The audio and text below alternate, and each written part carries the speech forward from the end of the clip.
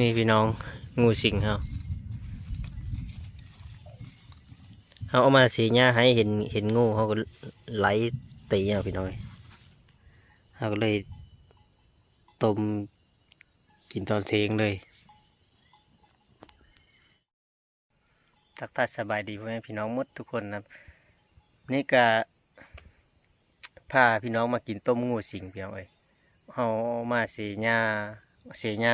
มันเขาเห็นงูสิงเขาได้งูสิงตัวหนึ่งพาพี่น้องกินต้มงูสิงกินข้าวง่ายเที่ยงเลยนะพี่น้อง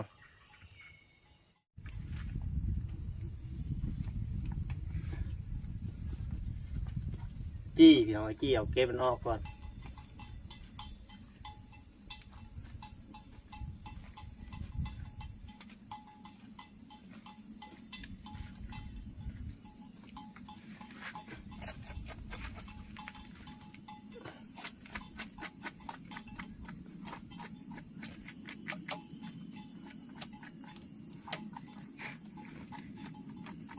เก็บออกครับ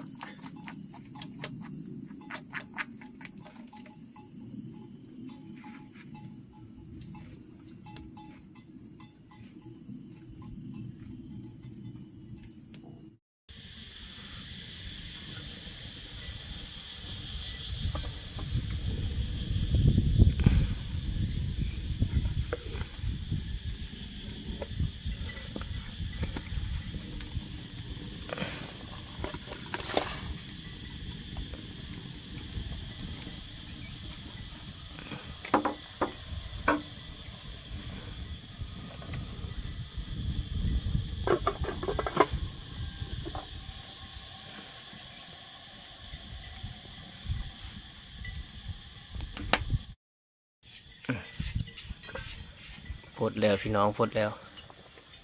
เดี๋ยวรออีต้มไปเปิดจักหน่อยรอจักหน่อยสุกแล้วพี่น้อย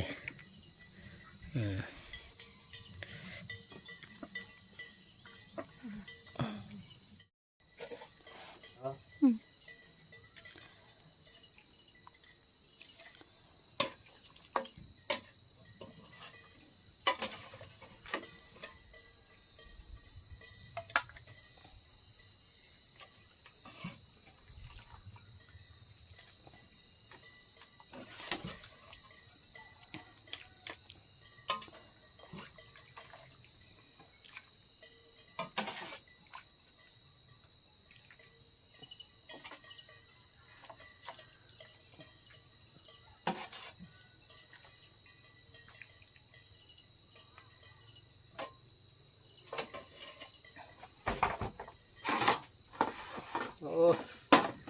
ตกน้อยพวกพี่น้องเอ้ย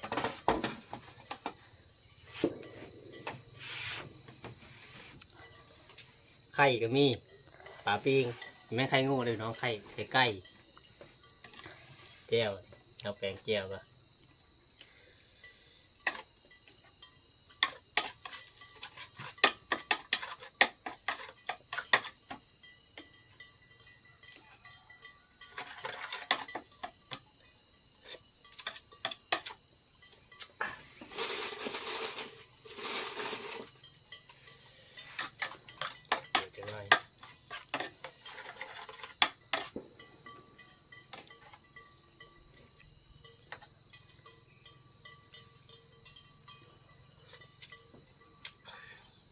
โม่งอ่ะจ้ะขัดขนาดอย่างเอ้ยต้มส้มงูสิง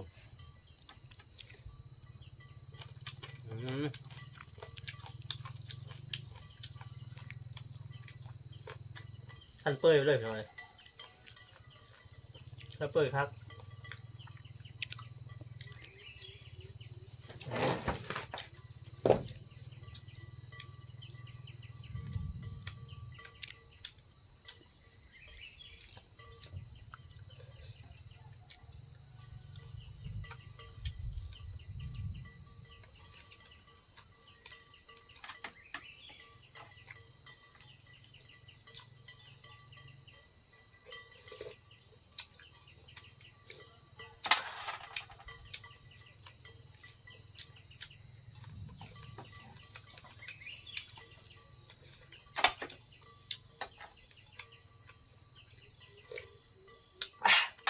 ชุ่มรังพอดีเนาะ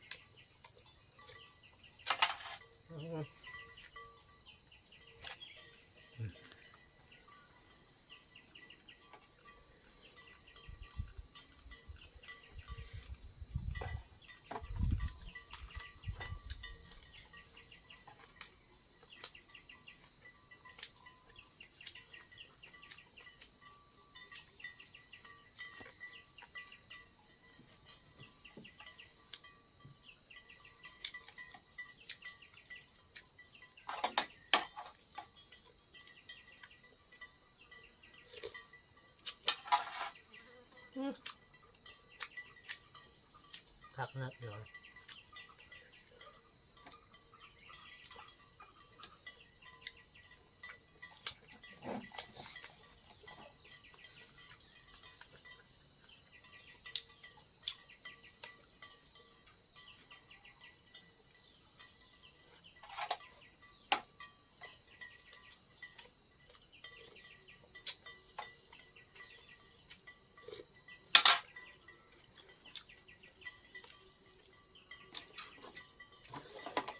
ไข่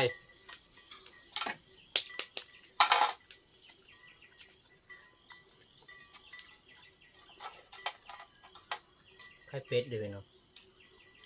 นี่ไข่งูเลย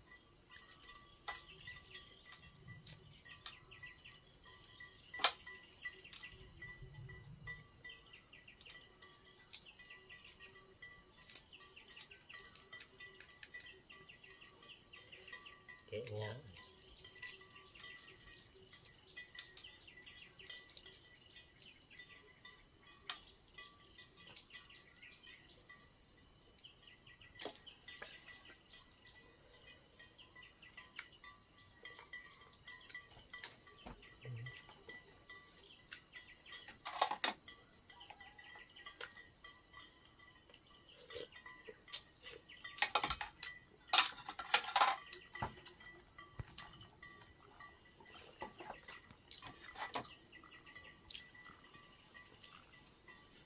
แล้ว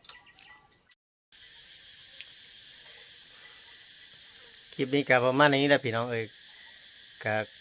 ขอขอบคุณขอบใจผู้ติดตามและรับชมพี่น้องเอ้ยก็เอาไว้คลิปหน้ายังพบกันใหม่